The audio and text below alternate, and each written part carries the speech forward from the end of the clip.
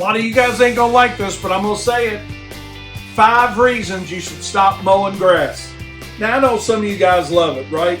Whether you're a one-truck operation or a multi-crew company, and really the multi-crew companies have figured this out. So the smaller your company is, the more grass cutting we want to do. But I'm going to give you a lot of reasons, 5 to be specific, on why you need to stop mowing grass. Number 1 is there's way too much underpriced competition. Way too much underpriced competition. It's always a battle about, hey, trying to be competitive in the mowing business, because every Tom, Dick, and Harry wants to mow lawns, right? Now, is there money to be made in mowing lawns? Absolutely. Absolutely, there's money to be made in mowing lawns. Plus, the recurring revenue is good. But if you don't understand the cost side of that, that's why there's not enough profit in mowing compared to other services that you can offer. Whether you're like, well, man, this is a side gig for me, Wayne. It's okay, but it doesn't have to be all this mowing. Look at the overhead you've got with mowing, the truck, the trailers, the weed eaters, the blowers, the mowers. It's a ton of overhead. When you got a lot of overhead, it decreases the profit margin. And before you even say it, don't tell me your stuff's paid for, you're making a ton of profit. The problem with it is, by the time something's paid for, it normally needs to be replaced. And even if you're not replacing it, the cost of that overhead is way up here when you look at the overhead associated with doing other services, whether it's fertilization and weed control, some light landscaping work, or landscaping work in general. There's a lot of other things within our industry. Landscape lighting. Yeah, they require a little training, education, and knowledge, and that's why a lot of guys stick to mowing.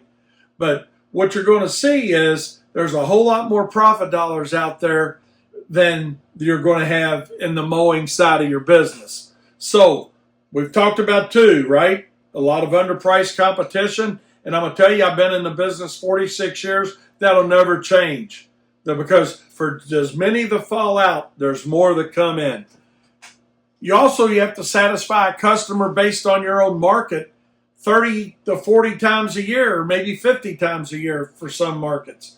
What I mean by that is mowing being a recurring service. And again, I'm not complaining about it. We do a lot of mowing at Wayne's Lawn Service, but we do a whole lot of everything else too, right? Because we want the mowing customer to get the better stuff off of. But we don't spend all of our time mowing lawns. But if I'm going out and I do a lighting job for somebody, or I go out and do fertilization and weed control for somebody 8 times a year, or I go out and do a mulch and hedge trim job for somebody twice a year, you get my point? Less overhead, better profit margin, just makes better sense. Weather dictates profit in mowing. Wayne, you're crazy. What do you mean? Well, hot and dry dictates the profit margin, or wet dictates the profit margin. How many times during the year do you get that perfect scenario or time window of mowing? Now, we can set up our pricing, and should set up our pricing for mowing based on wet, dry, and perfect time of the year. But do you want to fool with the headache of all that? The answer may be yes if you're diversified into some of these other services. But what I want you to remember about this is when Miss Smith runs out in July and August and says, whoa, this doesn't need to be mowed today. You think so? We had rain for 10 days. Maybe you got the wrong customer. And that same wrong customer is going to be the same person that doesn't buy anything else from you. So they're running you away when it's hot and dry, but when it's wet and rainy and you got a double and triple cut in it, they're still wanting to pay you that same measly $50 or $60. So that's another thing we got to think about. And last but not least is when you fill your whole schedule up with a lot of mowing, you don't have time to do the more profitable services. You don't have to believe me. Look at the statistics. Look at the statistics alone. Look at the failure rates for one, right? And most of those failures come within the mowing segment of the industry. But number two is, I want you to look at larger companies. Companies that are running, say, 5+ trucks. Okay? I've been to 35 states and 2 countries in helping contractors and doing seminars. And what I've seen in all those states and in Canada is simply this.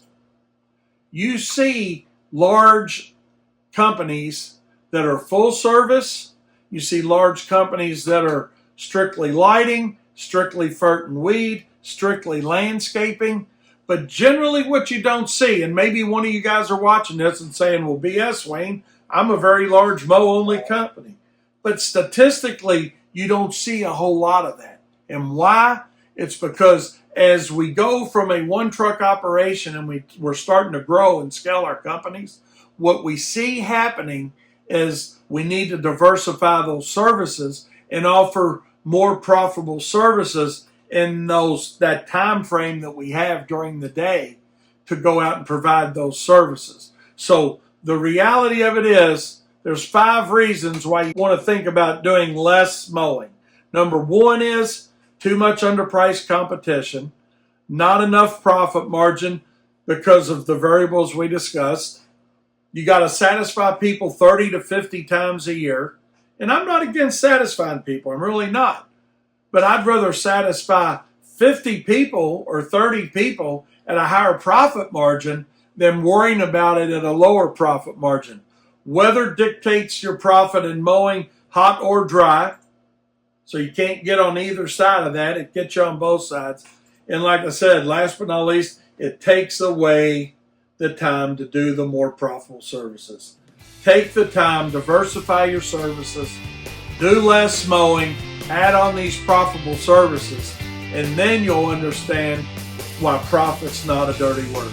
Appreciate your time. Be sure to subscribe. If you got any questions, be sure to comment below. Thanks. We'll see you next time.